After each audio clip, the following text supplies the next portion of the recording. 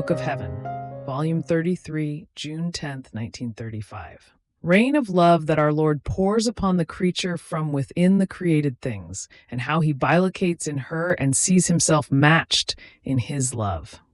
I was doing my round in the acts of the divine will, but while I was doing this, I felt a rain of acts of love pouring upon me from my sweet Jesus.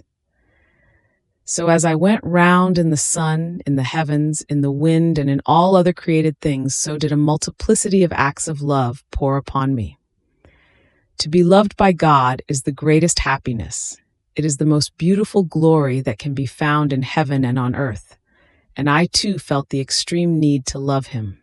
And oh, how I would like to be Jesus himself, so that I too can make for him my rain of love. But no, I felt the great distance, because in him it was real works that were made, while I, poor little one, had to make use of his works in order to tell him that I loved him. So all my love was reduced to the will, and because of this, I felt afflicted, for I was not loving him as Jesus could love me. But while I was thinking about this, my highest good Jesus, with an indescribable love and goodness, told me, "My blessed daughter, do not afflict yourself. Don't you know that I have the power to remedy everything and to let myself be matched in love by the creature? When it is about her wanting to love, I never render her discontent, because love is one of my passions. And do you know what I do to make one who loves me content? I bilocate myself and take my place in each created thing, and I pour love upon her. Then I take my place in the creature, and I give her the virtue of pouring her love upon me. She makes the love I give her her own, and by right she can give it to me as if it were her own. And I feel the contentment that she loves me as I have loved her. And even though I know it is my own, I don't care about this. I am not stingy, but I care about whether in her will she wants to love me as I love her. And if she could, she would do what I have done for her. This is enough for me, and I am happy to be able to say to her, 'You have loved me as I have loved you.'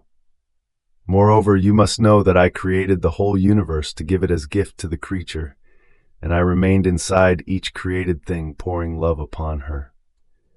Now, with one who recognizes this gift as a great love from her Creator, the gift is hers. The reign of our love is her own. Therefore, in giving it back to us, she loves us with her whole being, and we feel matched in love by the creature and conquered by her love, and we give it back to her again to find the continuous exchange of our love and of hers. And if you knew how happy I am and how my love is wounded in hearing you repeat that you want to love me, and you love me in each created thing, you love me in my conception, in my birth, in each of my baby tears, I feel them pearled with your love. Each pain, each drop of my blood, I feel the life of your love. And I, to repay you, in each thing I did during my life down here, I do nothing other than form rain of love for you. Oh, if you could see how much love I pour upon you. It is such and so great that, taken by the folly of my own love, I embrace and kiss my love in you. And in seeing that you feel my embraces and my kisses, how happy I am. And I await yours to be repaid and requited of so much love."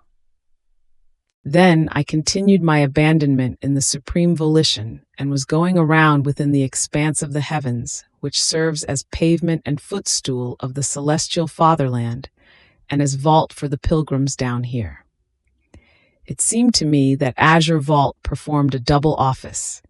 It served as a sumptuous pavement for the blessed and as royal vault for the pilgrim souls, unifying one and the other together so that one might be the will and the love of all.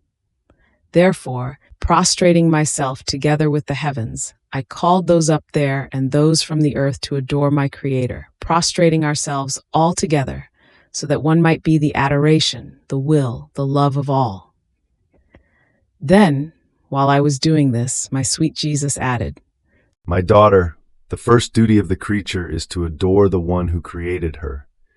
The first act that says sanctity is duty. Duty calls for order, and order gives rise to the most beautiful harmony between creator and creature. Harmony of will, harmony of love, of manners, and of imitation. Duty is the substance of sanctity, and since all created things possess and hold as though by nature the imprint of true adoration, the creature, united with them, can pay the most perfect adoration to the one who created her.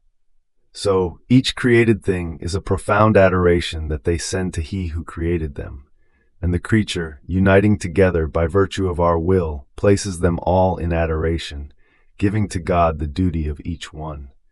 And rising above all, she brings us everyone and comes to palpitate in our heartbeat and to breathe in our breath. Oh, how sweet and pleasing is this heartbeat and breath within our own.